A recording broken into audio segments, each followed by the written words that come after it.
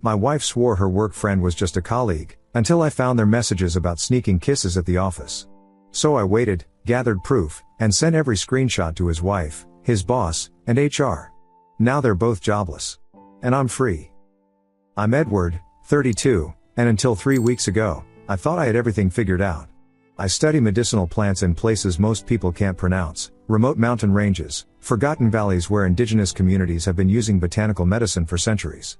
It's not glamorous work. I spend months cataloging leaf structures and alkaloid compounds while getting eaten alive by mosquitoes. But it's mine. My wife Stella makes perfume. Not the department store stuff. She's an accords composer at this boutique fragrance house where bottles cost more than my monthly research budget. She builds scents like I map genomes, layer by layer, note by note. We met 7 years ago at a botanical garden fundraiser. She was there hunting for rare flower specimens to extract. I was giving a presentation on Colombian orchids. She stayed after everyone left, asking questions about aromatic compounds and high-altitude species. We talked until security kicked us out. Our house in Burlington is this restored Victorian with exposed beams and original hardwood. The selling point for me was the attached greenhouse. Previous owner was a horticulture professor. Now it's filled with my specimens from field work. Stella converted the third bedroom into her sampling lab. On good days, the whole house smells like her latest creation mixed with my flowering vines. Fallon entered our orbit 8 months ago. She's 28, works as a rare book conservator at the university library. Stella met her at some interdisciplinary workshop on historical fragrance recipes. They hit it off immediately, both obsessed with preserving things, both detail-oriented to the point of compulsion. When Fallon's divorce started getting ugly, Stella invited her over for dinner. Then it became a weekly thing. Then twice a week. I liked Fallon at first. She was sharp, funny in that dry academic way. She'd examine my field notebooks like they were medieval manuscripts, asking about my documentation methods. Professional respect, I thought. She started joining our game nights, our Saturday farmers market runs. When I left for a 2-week research trip to Brazil in September, Stella texted that Fallon was keeping her company. The changes were subtle when I got back. Inside jokes I didn't understand. Stella suddenly interested in archival preservation techniques. They'd text during dinner, quick smiles at their phones. When I asked what was funny, it was always work stuff or you had to be there. Fallon started showing up when I was working late, always with some excuse about needing Stella's opinion on historical scent reconstruction. Last month, they went to a conference together in Boston. Stella came back talking about how brilliant Fallon's presentation was, how everyone was impressed by her knowledge of 18th century binding glues. The enthusiasm felt different. Brighter. The way Stella used to talk about my research before it became routine. Tonight, I couldn't sleep. 3 a.m., staring at the ceiling while Stella breathed evenly beside me. My mind kept circling back to dinner earlier, how they'd laughed when I mentioned I was planning another Brazil trip. Edward and his plants, Fallon had said. At least they don't talk back. Something in her tone. Something in how Stella's laugh lasted a beat too long. I reached for Stella's iPad on the nightstand, just wanting to use her meditation app. She'd downloaded it for my insomnia, but I kept forgetting my password. The screen lit up with a notification preview. Fallon, can't stop thinking about earlier. My stomach dropped. Not because I immediately assumed the worst, but because some part of me wasn't surprised. I touched the notification before I could think better of it. The Messages app opened, asking for Stella's passcode. Her birthday. Too easy. The thread loaded slowly, messages populating from bottom to top. Mundane stuff at first. Discussion about some manuscript restoration. Lunch plans. Then the tone shifted. 3 months back. Right after my Brazil trip. Miss you already. Last night was incredible. Can't wait until he travels again. I scrolled up, my hand steady despite the roaring in my ears. Then I saw it.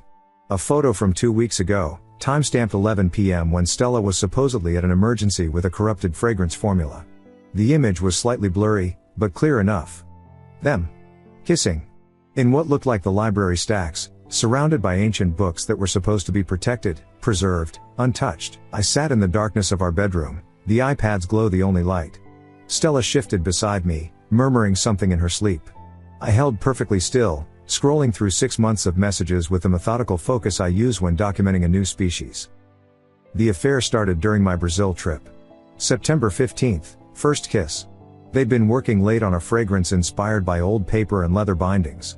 The irony wasn't lost on me, creating something beautiful while destroying everything around them. Finally, Fallon had written that night.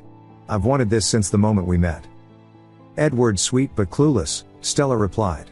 He notices everything about his plants but nothing about people. I kept reading. Every message a specimen to catalog, classify, preserve.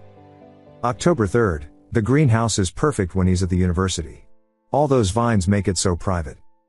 October 17th, told him I was at a supplier meeting. 3 hours of freedom. November 2nd, Wallace filed papers today. Once the divorce is final, we can stop hiding. Wallace. Fallon's supposedly ex-husband. Still technically married then. November 20th, Edward's planning another trip in January. 2 weeks in Colombia. We could tell him then. No, Stella had responded. We need to be smart about this. Then I found it. November 25th, the day before Thanksgiving. Fallon, feel guilty sometimes. He clearly loves you. Stella, love doesn't pay the mortgage. That house is worth $800K now. We'll keep him happy until we get it in the divorce. Vermont's equitable distribution means I get half of everything, maybe more if I can prove he abandoned me for his work. Fallon, you're terrible. I love it. Stella, you love me. The house is just a bonus. My hands weren't shaking. That's what surprised me most.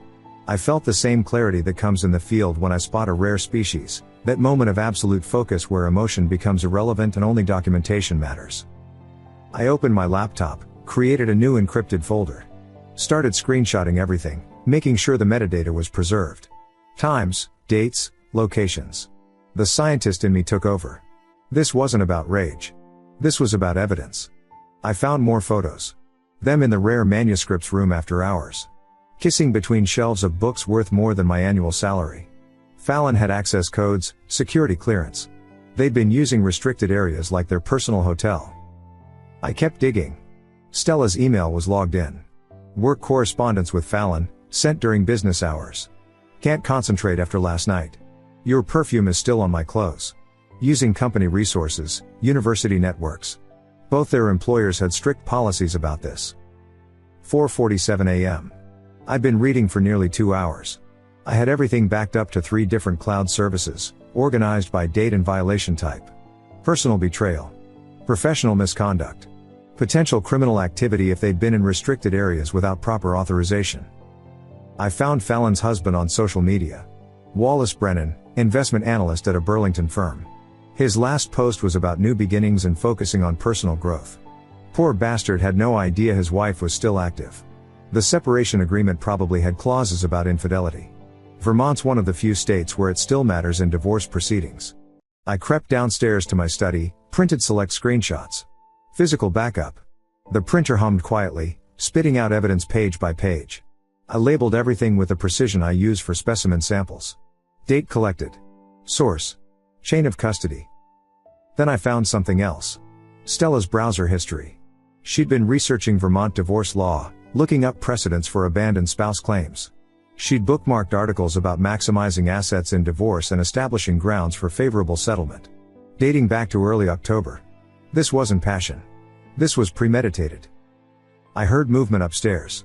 Stella getting up for her morning run. 5:30 a.m., like clockwork. I closed everything, cleared the history, slipped back into bed before she came looking for her iPad. You're up early, she said, grabbing her running clothes. Couldn't sleep. That Brazil proposal is due soon. She kissed my forehead.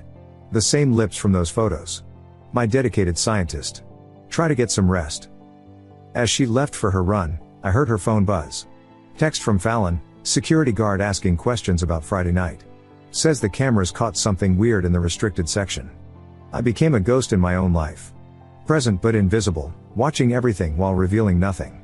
2 weeks of this performance, and neither of them suspected. I've learned from studying apex predators in the field, the successful hunter doesn't chase. He waits. The camera installation was simple. Vermont law allows recording in your own vehicle without consent.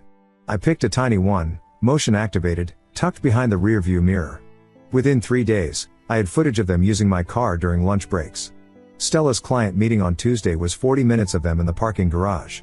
The audio was particularly damning, discussing how Wallace's separation agreement had a fidelity clause worth $60,000. I started documenting their patterns like migration data. Fridays were their main nights. Stella would claim overtime at the fragrance house. Fallon logged it as inventory and restoration. They'd meet at the library after 9, when only security and maintenance had access. The rare manuscripts room, climate-controlled and private, 12 floors up where no one went after hours. Thursday afternoon, I visited the university. Told the department secretary I was interested in their botanical manuscript collection for my research. She directed me to the library, suggested I speak with their rare book conservator. But Fallon's out sick today, she added. Strange, she's never sick on Thursdays. The security desk was staffed by Ruben, mid-50s, former military. The kind of guy who noticed everything and said little. I signed in as a researcher, made small talk about plant illustrations in medieval texts. Mentioned I was writing a paper on indigenous botanical knowledge preservation. You should see our restricted collection, Ruben said. Beautiful stuff. Course, you'd need special permission. Only staff allowed after hours, and even then, we log everything. Must be quiet at night, I said casually. You'd think. But we get researchers working late. That book conservator, Fallon? She's here every Friday doing inventory. He paused, something shifting in his expression. Dedicated to her work. I spent 3 hours in the public reading room, legitimately researching. Built my cover story. Asked intelligent questions. Established myself as a serious scholar. When I left, I stopped by Ruben's desk again. Hey, if I wanted to cite some of those manuscripts in my paper, would there be security footage? For authentication purposes? My publisher's strict about provenance. Ruben's eyes sharpened. Footage gets archived for 90 days. Every entrance, every exit. Timestamps on all of it. That's thorough. Has to be. Some of those books are worth more than houses. Can't be too careful. He looked at me directly. Especially with after-hours access. People think they're alone up there, but the cameras see everything. I thanked him and left, but not before he handed me his card. In case you have more questions about manuscript authentication. That evening, I increased my performance as the devoted husband. Brought Stella flowers, purple freesias from the farmer's market, her favorite. Cooked dinner, asked about her day, listened to her complain about a difficult client who kept changing their mind about base notes. When Fallon texted, I didn't react to the smile that crossed Stella's face. Fallon's wondering if we want to do dinner tomorrow, Stella said. Can't, I have that department meeting. But you two should go. You've been stressed, you deserve a night out. She kissed me, grateful. You're too good to me. Friday came.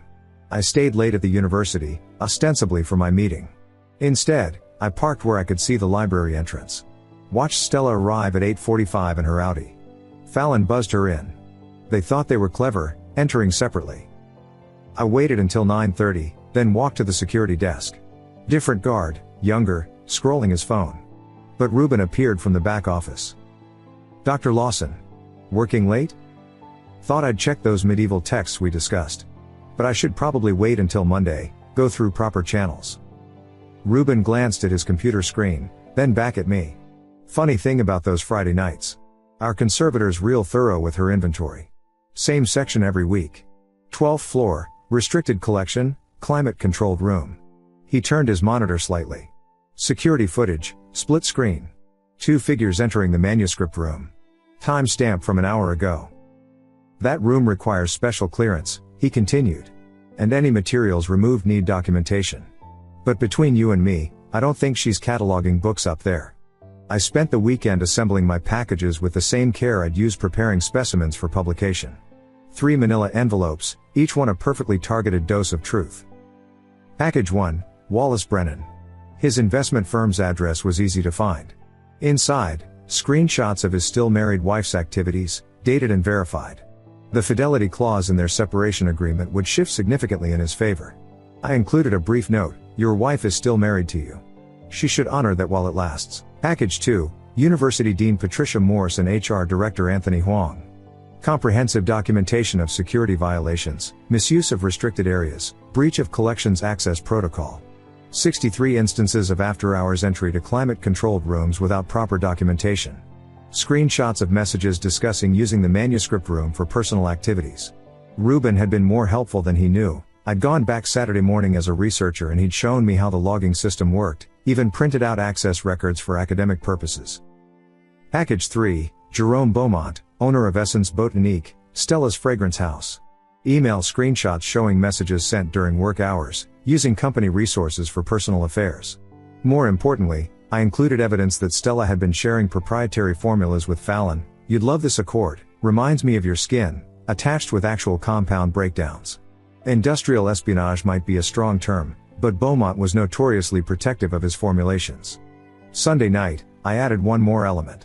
An anonymous tip to Berkshire Insurance Group, who held the university's rare manuscript policy. Just a concerned citizen noting unusual after-hours access patterns to restricted collections. They'd investigate. They always did when 7 figures of coverage were involved.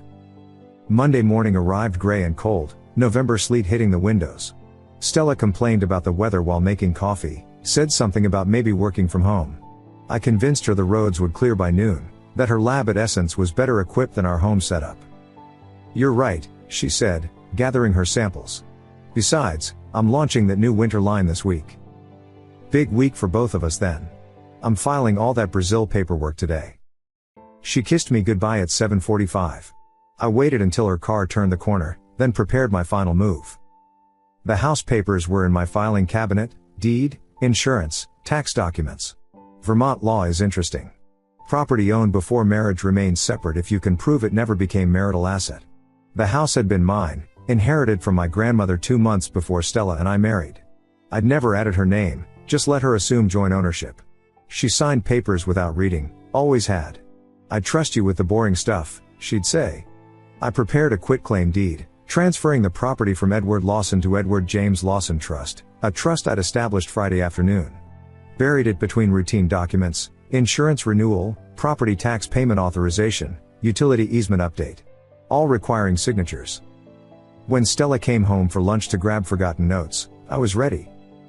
Honey, while you're here, can you sign these? Just annual house stuff. Insurance wants them by end of day. She signed while scrolling her phone, distracted by a text from Fallon. Perfect witness to her own dispossession.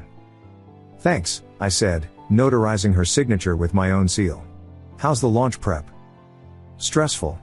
But Fallon's helping me stay calm. She smiled at her phone again.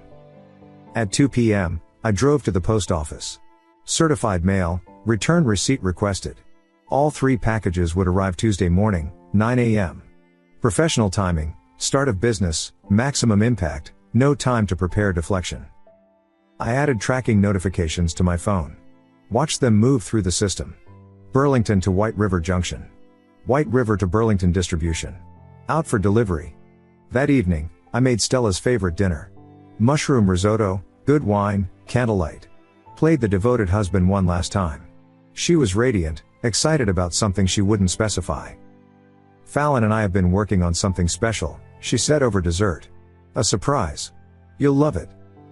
Can't wait, I said, refilling her wine. My phone buzzed at 11 p.m. 3 notifications. All packages delivered successfully, signed for at their destinations. I deleted the alerts, cleared my browser history, went to bed. At 3 a.m., my phone lit up with a text from Stella's assistant at Essence. Mr. Beaumont wants to see Stella first thing. Says it's urgent. I let it sit unread, turned off my phone, and went back to sleep. Tuesday morning came in like artillery fire. 7:23 a.m., Stella's phone exploded with calls while she was in the shower. Jerome Beaumont's name flashing repeatedly. She came out dripping, grabbed it on the 5th ring. Jerome? What's? Her face drained of color. That's impossible. Who would? No, I'm coming in now. She threw on clothes without speaking, hands trembling as she mistied perfume. Everything okay? I asked from bed, feigning grogginess. Work emergency. Someone sent Jerome. Something. About me. I have to go. 8:15 a.m., my phone rang. Wallace Brennan. I let it go to voicemail, listen later. I don't know who you are, but thank you. My lawyer says this changes everything. That cheating B word won't see a penny now. 8:47 a.m., Stella texted, Jerome has screenshots of my emails with Fallon. All of them. Someone's trying to destroy me. 9:02 a.m., the university's main number called my cell.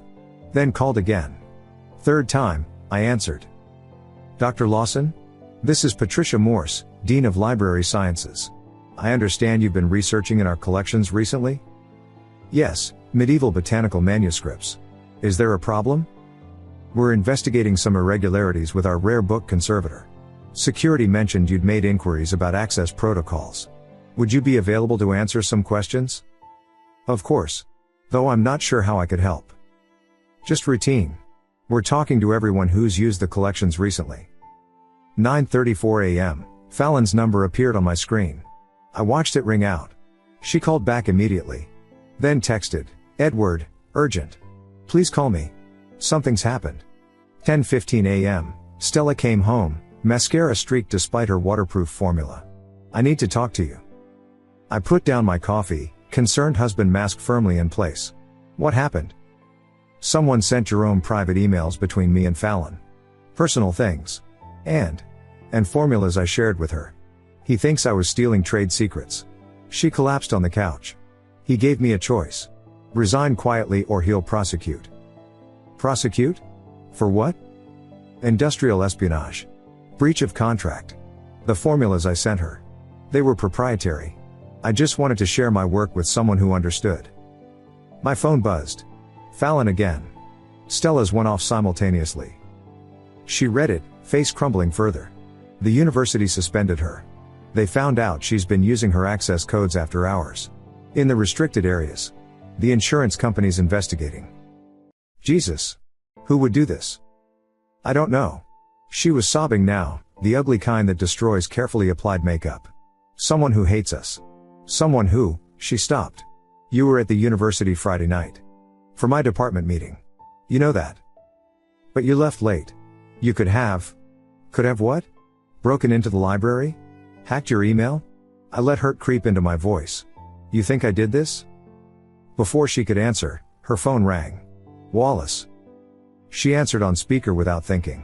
Fallon's phone is off. Is this the girlfriend? The one who's been sleeping my wife while I paid for her lawyer? His laugh was sharp. Thanks to your little affair, I keep everything. The house, the investments, all of it. Hope she was worth it. He hung up. Stella stared at the phone like it might explode. He knows, she whispered. Everyone knows. By noon, the university had launched a formal investigation. By 2 p.m., Fallon was terminated for gross misconduct. The insurance company found enough irregularities to consider criminal charges. Turns out some rare manuscripts had minor damage, oils from skin, small tears. Nothing missing, but enough to suggest improper handling. Stella spent the afternoon on the phone with lawyers. I heard fragments through my office door. Defamation. Invasion of privacy. Find who did this. At 4 p.m., she came to my office, calm now. Dangerous calm. I need to know something, she said. Did you do this? I looked up from my research notes, meeting her eyes directly. I don't even know what this is. Someone sent emails? How would I even get those? She studied my face for a long moment, then turned away. I'm going to pack some things. Stay with my sister for a few days. Stella. I just need space to think. As she headed upstairs, I heard her mutter, where did I put those tax documents from lunch yesterday? She froze halfway up the stairs, remembering. Then slowly turned back to look at me. The papers I signed yesterday, Stella said slowly, descending each step like she was walking through water. Those weren't tax documents. I set down my pen, leaned back in my chair. Insurance renewal. Property easement. You were busy texting Fallon, remember? She reached my office door, gripping the frame. Show me the papers.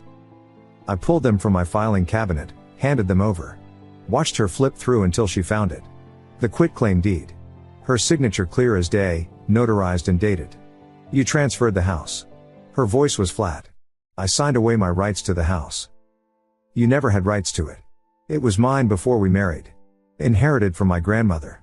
You just assumed it became ours. The silence stretched between us like a specimen under glass.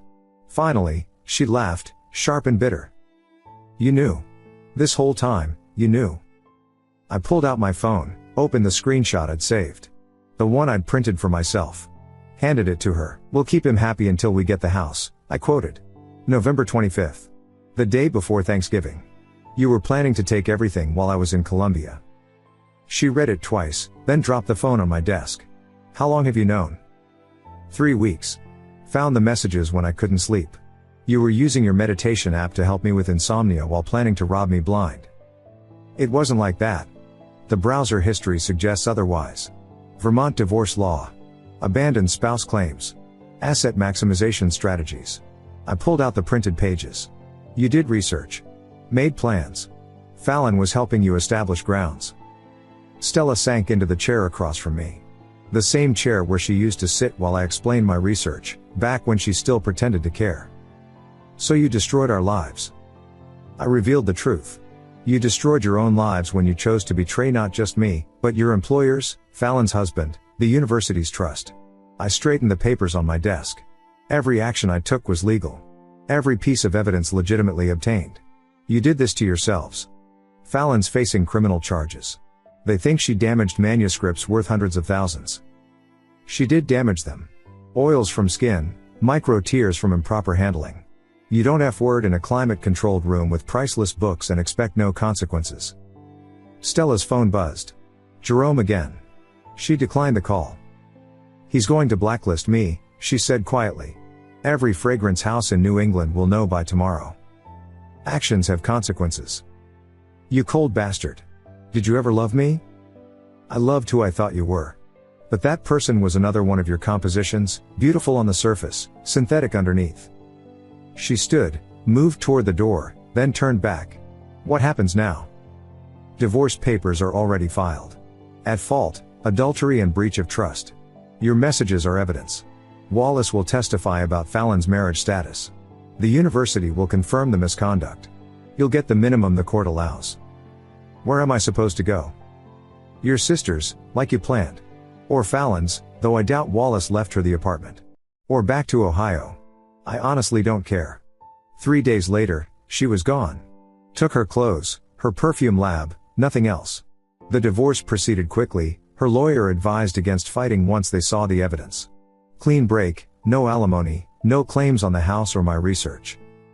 Fallon got 12 months probation, massive fines, and a permanent ban from working with rare collections. The damaged manuscripts required specialized restoration costing more than her annual salary. Wallace took everything in their divorce, down to her grandmother's china. Stella moved to Ohio, living with her parents while she looked for work.